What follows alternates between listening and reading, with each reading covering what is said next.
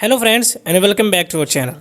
Guys, if you are facing this issue of grayscale and your Windows screen is looking black and white like me, then this video is helpful for you because in this video I will show you how you can solve this problem of grayscale or black and white theme of your Windows screen very easily.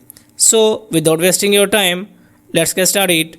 First of all, you have to click on Windows icon and here search for settings and click on settings and just scroll down and here you can see accessibility option, so you have to just click on it and just scroll down and here you can see color filters, so click on color filters and you can see here color filter option is on and we have selected grayscale, but if we want to change these two colors, then you can select on blue yellow and you can see our color has been changed, and another option is red green and you can see our colors are again changed, but you can also select this option red green and you can see color are also changed.